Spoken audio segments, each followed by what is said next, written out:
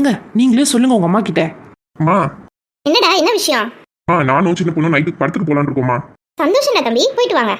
என்ன அதிசயம், கிளவி போயிட்டு வாங்கன்னு சொல்லுது. எத்த இட்லி ஊற்றி சட்னி அரைச்சி வச்சிருக்கேன், சாம்பாரும் பக்கத்துலயே இருக்கு.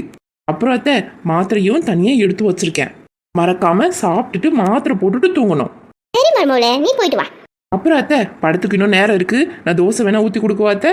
இதெல்லாம் ஒன்றும் வேலை சின்ன பொண்ணு, 2 பேரும் ஜாக்கிரதையா போயிட்டு வாங்க. பத்தியா சின்ன பொண்ணு, எங்க அம்மா இவ்வளவு நல்லவங்கன்னு பாரு. இந்த மாதிரி மாமியார் கிடைக்க நீ போன ஜென்மத்துல ஏதோ புண்ணியம் பண்ணிருக்க சின்ன பொண்ணு. தெரியுது, போலாம். சின்ன பொண்ணு, அம்மா தூங்கி இருப்பாங்க, நம்மள வீட்டுக்கு போவோம். எது உங்க அம்மா தூங்கி இருப்பாங்க? ஆமா சின்ன பொண்ணு, மணி 12 தூங்காம என்ன பண்ணுவாங்க? நான் வீட்டுக்கு போனதுக்கு அப்புறம் ஒரு தோசையாவது என்னை சுட வச்சு சாப்பிட்டுட்டு தான் இப்போ உங்க அம்மா தூங்கும். அப்படிலாம் பேசாத அம்மாவை பத்தி. நீ தான் இட்லி ஊற்றி வச்சிருக்க, மாத்திரை எல்லாம் எடுத்து வச்சிருக்கேன்னு சொல்லிட்டு வந்திருக்க. அதுல எங்க அம்மா சாப்பிட்டு தூங்க போயிருப்பாங்க. பாப்போம் வாங்க. அம்மா என்னம்மா மணி 12 இன்னும் தூங்காம உட்காந்துட்டு இருக்க? தூக்கமே வரலடா கண்ணு.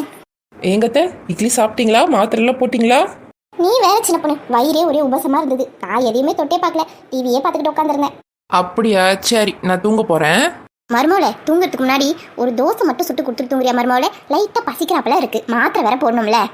நான் சொல்லல. சரிங்க அத்தை. என்ன பண்ணு, ஊத்துற ஒரு 7-8 தோசையா சுட்டு வச்சிரு, நான் பொறுமையா சாப்பிட்டுக்கிறேன்.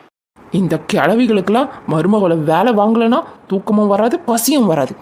இந்த மாதிரி மாமியார் கிடைக்க போன ஜென்மத்தில் இல்லைங்க, 7 ஜென்மத்துக்கும் பாவம் மட்டும் பண்ணிட்டு வந்திருப்பேன். அதான் இவனை கட்டிக்கிட்டு இவகிட்ட மாட்டிக்கிட்டு அழியிறேன். தள்ளியா, நான் போய் தோசை ஊத்துறேன்.